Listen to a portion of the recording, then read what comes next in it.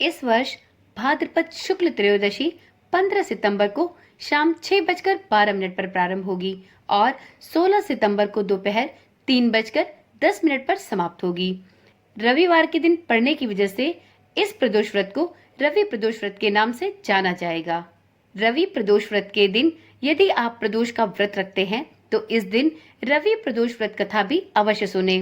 प्रदोष व्रत में भगवान शिव और माता पार्वती की पूजा प्रदोष काल के शुभ मुहूर्त में की जाती है। यदि आप प्रदोष व्रत में प्रदोष काल का शुभ मुहूर्त जानना चाहते हैं तो इस चैनल पर आप जाकर वीडियो को देख सकते हैं। उस वीडियो में आपको प्रदोष काल की शुभ तिथि और शुभ मुहूर्त के बारे में संपूर्ण जानकारी प्राप्त हो जाएगी। मित्रों, प्रदोष व्रत में प्रदोष काल के शुभ मुहूर्त में ही भगवान शिव और माता पार्वती की पूजा आराधना की जाती है और इसी समय में प्रदोष व्रत की दिन के हिसाब से प्रदोष व्रत कथा भी सुनी जाती है। तो इस बार प्रदोष व्रत रविवार के दिन पड़ रहा है। ऐसे में प्रदोष व्रत के इस दिन आप रवि प्रदोष व्रत की कथा अवश्य सुने। तो चलिए इस वीडियो में सुनते हैं रवि प्रदोष व्रत की पावन और पुण्यदायिनी कथा। ओम नमः शिवाय, जय श्री कृष्णा। आप सभी का सनातन धर्मसार चैनल पर बहुत बहुत स्वागत है। एक समय सर्व प्राणियों के हितार्थ परम पावन भागीरथी के तट पर ऋषि समाज द्वारा एक विशाल गोष्ठी का आयोजन किया गया। इस सभा में व्यास जी के परम शिष्य पुराण वेत्ता सूत जी महाराज हरि कीर्तन करते हुए पधारे। सूत जी को आते हुए देखकर शौनक आदि 88,000 ऋषि मुनियों ने खड़े होकर उन्हें दंडवत प्रणाम किया। महाज्ञानी सूत जी ने भक्ति भाव से ऋषियों को हृदय से लगाया तथा उन्हें आशीर्वाद प्रदान किया। विद्वान ऋषिगण और सब शिष्य आसनों पर विराजमान हो गए।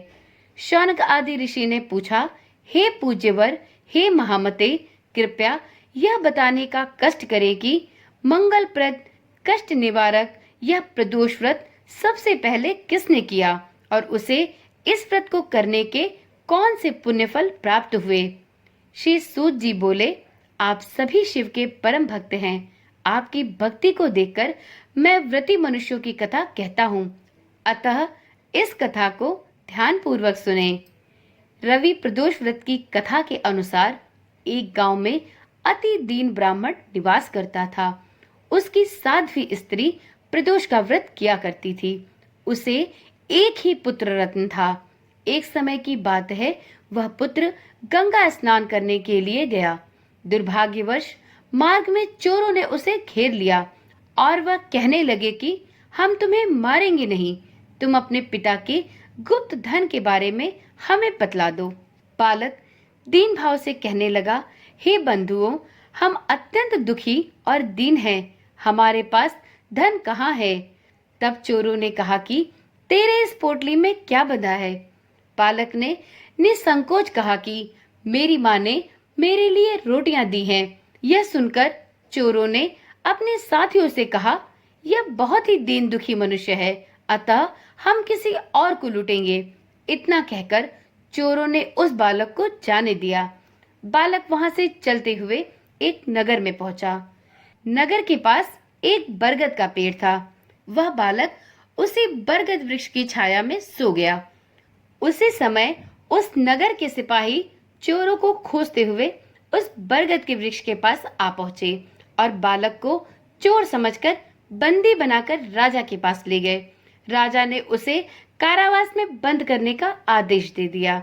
इधर ब्राह्मणी का लड़का जब देर रात तक घर नहीं लौटा, तब उसे अपने पुत्र की बड़ी चिंता हुई।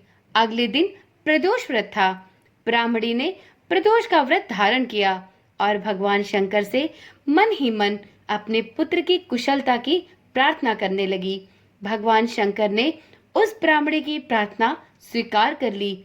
उसी रात भगवान शंकर ने उस राजा को स्वप्न में यह आदेश दिया कि वह बालक को चोर नहीं समझे, उसे प्रातःकाल ही छोड़ दे, अन्यथा उसका सारा राज्य वैभव नष्ट हो जाएगा।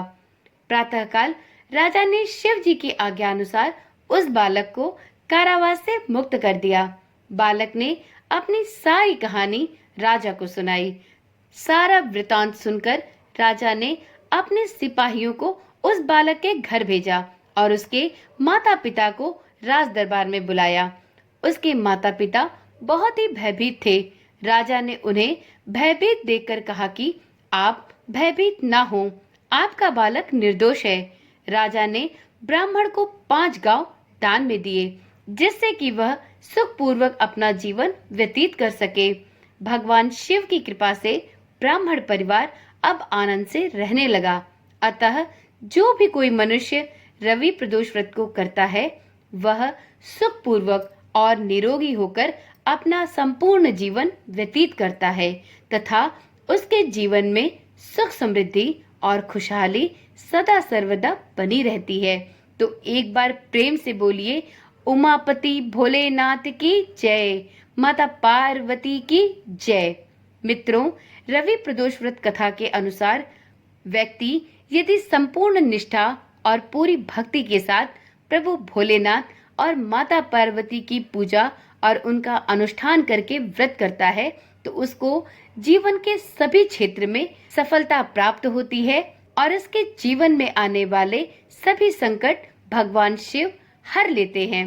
तो इसलिए यदि आप प्रदोष का व्रत रखते हैं, तो भगवान शिव की पूजा पूरे विधि विधान और संपूर्ण निष्ठा के साथ अवश्य करें। चलिए, आज की वीडियो यहीं पर समाप्त करते हैं। कल मिलेंगे एक नई वीडियो, एक नई जानकारी के साथ। तब तक के लिए ओम नमः शिवाय, जय श्री कृष्णा, राधे राधे।